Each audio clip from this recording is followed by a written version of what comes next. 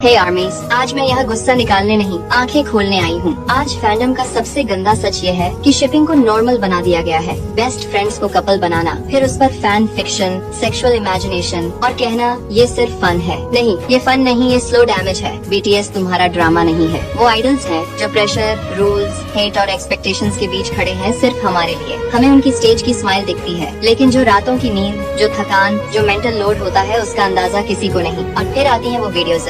We दुनिया का world's most handsome man है, लेकिन इन लोगों ने वी को लड़की बना दिया। फिर कहते हैं कि रियलिटी और इमेजिनेशन में फर्क होता है। 1 घंटे की fan fiction, fake stories, fake couples और हैरानी की बात यह है कि उन पर घंटों में हजारों और लाखों व्यूज आ जाते हैं। इसका मतलब साफ है, फैंडम का एक बड़ा हिस्सा इस गलत चीज को कंज्यूम कर रहा है। मुझे रोज मैसेजेस आते हैं। छोटी नई आर्मीज पूछती हैं, दीदी ये क्या है, क्या ये सच है? कुछ वीडियोस भेजती हैं, कुछ रोती हैं, कहती हैं मैं डिप्रेशन में हूँ। ये क्या देख लिया? हम बीटीएस को प्यार करते हैं, फिर लोग उनको ऐसे क्यों दिखाते हैं? बीटीएस के साथ ऐसा क्यों करते हो? तुम भूल गए हो कि बीटीएस भी इंसान है, उनकी मेंटल हेल्थ है, उनकी लिमिट्स है। हर चीज इमेजिनेशन नहीं होती। और हाँ, बीटीएस इस सबसे वाकिफ है। 2019 में वी ने खुद कहा था, अपनी इमेजिनेशन की दुनिया से बाहर आ जाओ। बस वो सब कुछ ओपनली कह नहीं पाते। सोचो, अगर फैंस खुद कंफ्यूज और डिप्रेस्ड हो रही हैं, तो आइडल्स पर क्या गुजरती होगी? बीटीएस कोई इमेजिनेशन का कैरेक्टर नहीं है, वो रियल इंसान है। उनकी फीलिंग्स है, उनकी मेंटल हेल्थ है। और हाँ, वो सब देखते और समझते हैं, बस बोलते नहीं। इसीलिए वी ने कहा था, इमेजिनेशन से बाहर आ जाओ। अगर मैं भी चुप रहकर शिपर्स को प्लीज करूं, तो शायद मुझे भी अप्रिशिएशन मिल जाए। लेकिन फिर फैंडम सेफ नहीं रहेगा, फिर बाउंड्रीज और रिस्पेक्ट खत्म हो जाएंगी। मैं ये नहीं कह रही कि किसी को हेट दो, मैं सिर्फ इतना कह रही हूँ, लाइन क्रॉस मत करो। ये फैंडम सबका है, फैंडम अपना है। लेकिन प्यार का मतलब ये नहीं होता कि तुम अपने ही आइडल को डिस्कम्फर्ट दो। आज क्लियर कह रही हूँ, बेस्ट फ्रेंड्स को फैंसी मत बनाओ, आइडल्स को कंटेंट मत बनाओ और बीटीएस को सिर्फ बीटीएस रहने दो। अगर तुम रियल आर्मी हो,